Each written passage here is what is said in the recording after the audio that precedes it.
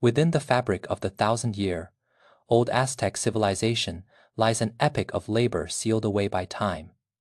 It is the story of how ordinary people, through their toil and companionship, held up the very foundations of an empire. Good evening, friends. Tonight, we travel back over 1,000 years to the Aztec Empire to live a day in the life of a common farmer. I hope that every one of you listening can find a sense of healing and peace in these quiet moments before sleep. If you are ready for tonight's historical journey, type ancient wisdom in the comments. Now, let your body relax to the sound of the bell and follow me into that ancient time wrapped in the glow of the lake and the shadows of the fields.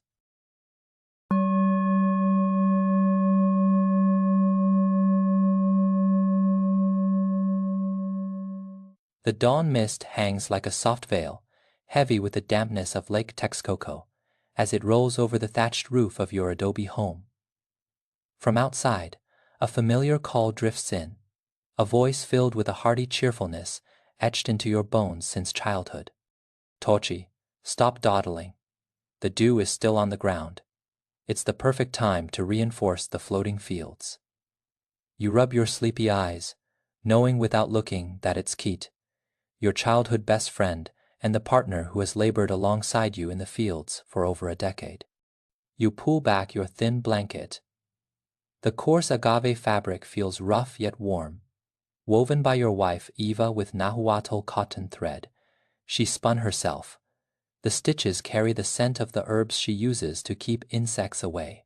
While commoners wear these durable, herb-treated agave clothes, the nobility wear embroidered garments and vibrant feathers. A strict boundary exists between the two worlds. The house has no windows. Only the faint light from the doorway outlines the simple, tidy interior. The stove in the corner still holds a lingering warmth, and on the reed mat spread across the hard-packed earth, Eva has already laid out your breakfast, a bowl of warm corn porridge sprinkled with crushed red chili and 2 golden crisp tortillas with edges smelling of the charcoal fire. The Aztec commoner diet is largely vegetarian, centered on corn, which is transformed into tortillas, porridge, and even fermented drinks, paired with beans, squash, chilies, tomatoes, and amaranth. Protein comes mainly from lake shellfish, fish, and insects like grasshoppers or ant eggs. Meats like turkey and venison are rare luxuries, reserved almost exclusively for nobles and priests. Eat quickly, Eva says, bending over to hand you the wooden hoe from the corner. We need to dig up more lake mud today. Last week's rain washed away the fertile soil, and the corn seedlings need feeding. The wooden handle is polished, smooth by years of work, but the blade is a fresh obsidian shard kit, sharpened for you yesterday. Wickedly sharp and built to last. You nod, finish your breakfast in a few bites, and grab your woven basket. Pushing the door open, you find Kite standing in the morning light with his tools, his face already spotted with lake mud from an early trip to check the fields. You walk up with a smile and brush the mud from his cheek, making him jump slightly. You share a silent laugh. After all these years, no words are needed to understand each other. You walk side by side along the dew-soaked path to the lake, the soil soft and wet beneath your feet, smelling of grass and lake silt. Green wild amaranth grows along the road. Keat plucks a few leaves for his basket and nudges your shoulder. I will have my wife cook these tonight with the shellfish we gathered yesterday. It beats eating plain tortillas. You nod and pat his back, remembering how you crouched shoulder to shoulder in the shallows last evening. Shellfish are the easiest protein for commoners like you to find. Soon, you reach the Chinampa fields belonging to your Kaupoli, or clan commune. These floating fields, built upon the marshes of Lake Texcoco, have been handed down through generations. From a distance, they look like emeralds inlaid in the sapphire water. The Kaupoli is the foundation of Aztec life. The land is held collectively and cannot be sold. Each family farms a fixed plot, giving a portion to the commune, which then pays tribute to the empire. It is your big family, organizing everything from waterworks and labor to religious rites. The Chinampa is the masterpiece of ancient Mesoamerican agriculture. To build them, you weave massive rafts of reeds and pile them high with lake mud, water plants, and decaying vegetation, all fenced in by reed walls. You plant willow trees at the corners so their roots anchor the field to the lake bed. These fields are self-irrigating through the lake's water, allowing for continuous, year-round planting of corn, beans, and squash, turning the swamps of the Mexican Valley into a breadbasket. Kit points to a loose reed fence at the edge of the floating field, his brow furrowing slightly. The wind was strong last night, he says. It is about to break. If we do not reinforce it, the lake water will seep in and rot the roots of the corn seedlings. You set down your tools and squat together to bundle new reeds onto the structure. The sharp edges of the reeds make your fingers itch, but neither of you pays any mind. Kit taps your arm, signaling you to pull the ties tighter. You nod in understanding. The lake mud on your fingertips feels warm and thick, smelling of decaying water plants. This is the finest nourishment for the corn. You press the reed bundles firmly into place, terrified that the wind might move them again. This floating field is the very lifeblood of your entire Kalpoli. As the sun climbs higher, the morning dew evaporates, leaving the air rich with a scent of wet earth and young corn. You pick up your wooden hose and begin the heavy work of fertilizing. You carefully pile fresh mud, gathered from the lake bottom, around the base of each seedling. This mud is mixed with decomposed aquatic plants and fish waste, providing all the nutrients the corn needs to grow strong without any extra fertilizer. The corn looks good this year, Kit says while working. Sweat beads on his forehead and drips into the soil. If the rainy season arrives on time, and with the blessing of Talalok, the harvest will surely be better than last year. You reach out and use your sleeve to casually wipe the sweat from his cheek, then pat his back in agreement, your silhouettes bent over in labor. Draw closer together in the morning light. You feel the weight of his words deeply. Last year was a struggle against drought. With so little rain, the fertility of the floating field suffered, and the harvest plummeted. After paying the required tribute to the empire, there was barely enough corn left for the family to eat. Eva had to wake even earlier each day to gather wild herbs, trekking to the nearby local market to trade them for tools and fabric. During those hard times, you and Ket often carried torches to the fields at night, spending extra hours tending to the seedlings for fear they would wither and leave your families with nothing. The rhythm of an Aztec farmer's life follows the calendars perfectly. Your people created two precise systems. One is the 260-day sacred calendar known as the Tonalpohualli, used for religious rituals, divination, and scheduling agricultural ceremonies. The other is the 365-day solar calendar, which guides actual farming and marks the seasons. In the Valley of Mexico, the rainy season from May to November is the primary growing time. Farmers must rush to transplant, weed, and fertilize. During the dry season from December to April, drought-resistant crops are grown, and commoners fulfill their labor duties or engage in small trade. Talalok, the rain god, is among the most revered deities. Rituals are held at both planting and harvest to pray for the rains that guarantee survival. By mid-morning, the labor begins to take its toll. You sit beneath a willow tree at the edge of the field to rest. The dense leaves block the scorching sun, offering a pocket of cool air. Kit leans his shoulder against your arm and hands you a water skin.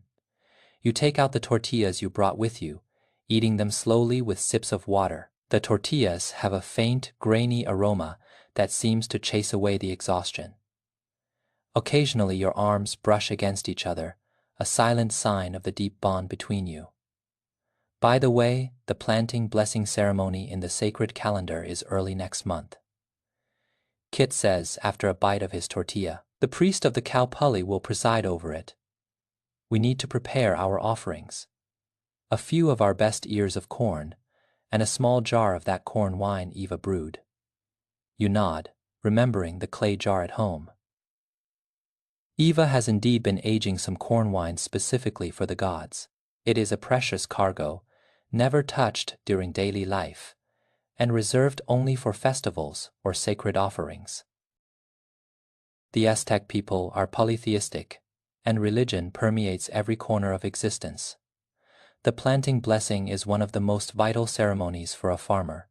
Led by a priest, offerings of corn and wine are made to appease the maize god and the rain god.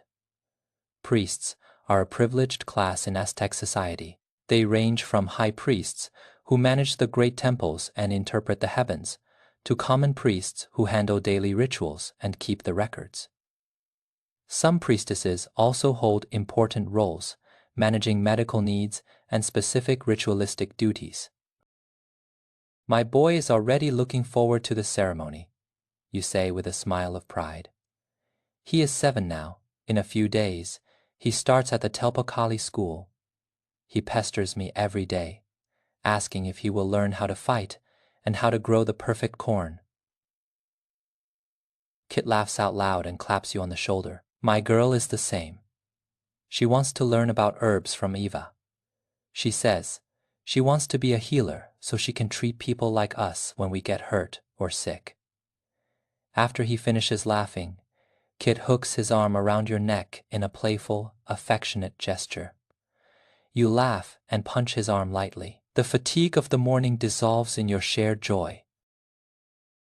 The Aztec education system is strictly divided by class and gender. Commoner children begin their formal schooling at age 7. Boys enter the Telpakali, where they learn combat skills, farming techniques, and moral codes to prepare them for life as soldiers or farmers. Girls remain at home to learn weaving, cooking, and household management from their mothers. Some girls study herbalism to become midwives or healers. Meanwhile, the children of the nobility enter the Kalmakak to study history, religion, and the art of governance, ensuring their place as future officials, priests, or military commanders. The noon sun now bakes the earth with intense heat. The air grows thick with warmth as you pack up your tools and head home. From a distance, you see Eva standing at the doorway of your adobe house. She holds a clay bowl filled with boiled beans and squash, topped with a few crispy roasted grasshoppers. She gathered them this morning specifically for you. They are rich in protein and will help restore the strength you spent in the fields. Wash your hands and eat, Eva says as she takes the basket from your hands. Her smile is gentle. Kit, come in and eat with us. I made plenty, enough for the 3 of us. Kit does not hesitate. He follows you both inside and sits on a reed mat. As you eat, he talks with Eva about the state of the floating fields. Eva listens intently before speaking. I will come help this afternoon as well. The seedlings need great care before planting, and we must dry the harvested beans soon, or they will begin to mold. Before leaving, Kit taps your arm to nudge you to move faster. You reach out to take the extra tools from his hands, and the 2 of you step out of the house, your strides perfectly in sync. After a short rest following lunch, the 3 of you and Cute head back to the floating fields. Eva takes charge of weeding and transplanting the corn. Her movements are skilled and even more meticulous than yours or Cute's. Her fingertips brush lightly over the corn leaves as she carefully pulls away weeds, terrified of bruising the delicate young plants. You and Kit continue clearing the canals. You hand tools back and forth, and whenever Kit leans down to exert his strength, you reach out to steady him. Together, you ensure the drainage of the fields is clear, so that stagnant water does not rot the roots. Aztec farming families operate with a clear division of gender roles. Each person has specific duties and works in harmony to support the household and the clan. Men are primarily responsible for clearing land, building the Chinampa floating fields, dredging canals, and maintaining irrigation systems. They also hold the duty of public labor and military service. Women are responsible for auxiliary field work, like sowing seeds, weeding, and harvesting. They also handle the processing of crops, such as grinding corn and making tortillas, managing the home, raising children, preparing ritual offerings, and gathering medicinal herbs. Women are the indispensable pillars of the family. This division of labor was perfectly adapted to the needs of agriculture and the social norms of the Aztec world. In the afternoon, the elder of the Calpulli arrives with 2 young clansmen. He stands at the edge of the floating fields and announces in a booming voice, "Starting next week, everyone is called for public labor. We will be building the community irrigation canal for 1 week." The elder's words are brief and powerful, and no one argues. Labor service is a mandatory duty for every Aztec commoner. Every year, you must spend several weeks working on public projects or dredging canals to ensure the survival of the entire Calpulli. "This is perfect. We can finish the work on our floating fields in the next few days," Kid whispers as he leans in close to you. "During the labor service, we can look out for each other. We might even hear news from the Pochteca and see what fresh treasures they have brought from the south." You smile and nod, looking at him. You pat the back of his hand and give a firm nod of agreement. Silt from the lake rubs off your fingers onto his skin, but neither of you cares. This silent response is the best promise you can make to each other. In your Calpulli, everyone knows the name of the Pochteca. They are the long-distance merchants of the Aztec world, a mysterious and influential group.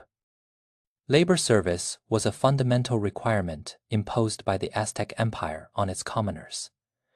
Every commoner spent several weeks a year building public works, temples, roads, and canals to keep the empire and the clan communes functioning. The Pochteca were professional long-distance merchants who held a monopoly on trade between city-states. They traded in precious goods like gemstones, cocoa, feathers, spices, and rare metals. They were more than just traders. They often served as spies for the empire, gathering intelligence on neighboring cities. Their status was near that of the elite, ranking far above ordinary farmers and artisans. Whenever they passed through a clan commune, people would gather around them to hunger for news from distant lands. As the sun dips toward the horizon, golden light spills across the surface of Lake Texcoco. The shimmering water turns the floating fields into a landscape of gold. You finally finish your day of labor. Everyone is covered in lake mud and sweat, yet you are filled with a deep sense of accomplishment. Kid claps you on the shoulder and says with a laugh, "Tomorrow morning, let's go gather fish waste to fertilize the fields one more time. We need to make this corn grow as strong as possible. When harvest comes, we can trade for new clothes for the children." You clap him back on the shoulder, a little harder than he did, and agree with a smile. The 2 of you stand together in the sunset, shoulders lightly touching as you look over the fields, your hearts full of hope for the harvest. You smile and pat Kit's back, nodding firmly as you watch him turn to leave. You do not forget to wave to him until his silhouette disappears at the end of the path. Only then do you turn to walk home with Eva on the way back. Eva picks a few medicinal herbs and places them in her basket. She uses these to treat the injuries that come from hard labor. She is a master of herbal lore and can identify thousands of plants. If you or Cute are ever cut by a wooden hoe or bitten by insects, her herbal poultices can heal the wound in just a few days. The level of Aztec medicine was remarkably advanced. While farmers did not have the same medical luxuries as the nobility, they possessed a vast knowledge of herbs. They used over 1,000 types of plants to treat illnesses, trauma, and bites, and they even established a basic public health system with general hospitals and specialized centers for the disabled. Midwives and folk healers were mostly women who understood the precise use of herbs. They were the guardians of the community's health and a vital part of the Aztec medical system. Once you return home, EVA busies herself in the kitchen while you sit by the door. You organize the tools used today and hang the fresh herbs from the roof to dry. As the wind blows, the scent of the herbs fills the air. Soon, Eva brings out dinner: toasted tortillas, boiled beans, a shellfish soup, and a small jar of corn wine. Though simple, the meal is delicious. You sit on the reed mats by the door, watching the evening clouds turn a deep red across the sky. You talk about the day's work, the future of your children, and the upcoming rituals. The air is peaceful, and the empire feels eternal. You sit together on the reed mats by the door, watching as the sunset paints half the sky in vibrant shades of crimson. You talk about the day's toil, the future of your children, the upcoming sacred rituals, and the labor service waiting in the week ahead. Your child snuggles into Eva's arms, listening to the conversation with eyes wide with curiosity. Every so often, the little one asks about school or the gods, and you and Eva answer with infinite patience, your faces softening with tenderness. As night finally falls, torches are lit across the plaza of the Kalpoli. The orange glow illuminates the entire square, where many villagers have begun to gather. The priest stands before the small temple at the center of the plaza, presiding over a modest prayer ceremony. You and Eva lead your child to the square, cradling a few ears of corn in your hands as offerings. You join the priest in prayer, murmuring simple words to the gods, asking Talalok for abundant rain, pleading with the maize god to protect the harvest, and praying for the peace and health of your family. The torchlight flickers across everyone's faces, casting a warm and pious glow here.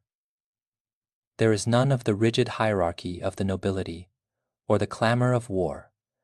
There is only the laughter of the villagers and their shared hope for a good life. Kit arrives with his family as well. Seeing you, he waves and walks over quickly, resting a heavy hand on your shoulder. You look at each other and smile. No words are needed, yet your hearts are perfectly in tune. This companionship and this quiet persistence are the most precious treasures you possess as Aztec farmers. The social status of Aztec farmers sits below that of the nobles, priests, and warriors, but above that of the slaves. They are the backbone of Aztec society, making up the vast majority of the population.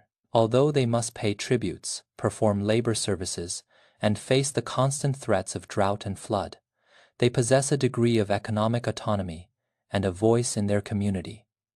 In times of war, they serve as soldiers, and through bravery on the battlefield, they can even elevate their social standing. Slaves, on the other hand, are mostly prisoners of war, criminals, or those unable to pay debts. Their status is not hereditary and can be bought back, but they perform the most grueling labor and are often chosen as offerings for sacrifice, marking a clear boundary between them and the common citizens. As the prayer ceremony ends, your child has already drifted off to sleep.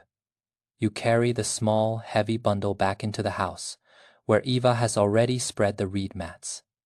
You sit by the bedside, watching the peaceful face of your sleeping child. Then look at Eva as she continues her weaving under the dim lamplight. A profound sense of warmth and stability fills your heart. You think of the promise made to Kit on the floating fields today. You think of Eva's gentle smile, the expectant gaze of your child, the chinampa fields that nourish you, and the warm embrace of the Kalpuli. Indeed, you are but an ordinary Aztec farmer. Your life is bound to the earth, spent in labor, sacrifice, and the protection of your kin. The days are simple and often hard, yet they are touched by unexpected moments of warmth and a steadfast resolve. Tomorrow will be another new day. You will join Kit again on the China Pass to tend the corn seedlings, reinforce the reed fences, and fertilize the soil. You will stand beside Eva to protect your home, prepare offerings for the gods, and pass down the ancient wisdom of farming and healing. You will watch your child grow, watch as the little one enters school to learn the ways of work and warrior. Continuing the life of your ancestors, you are an Aztec farmer, the guardian of the earth, the pillar of the home, and the foundation of the empire. Within this world of lake light and garden shadows, you use a lifetime of labor to write a story of tenderness, persistence, and legacy. This heritage is hidden in every inch of the dark soil, in the sweet aroma of every grain of corn, and in the quiet presence of your family and your truest friend. It is a story that will never be forgotten.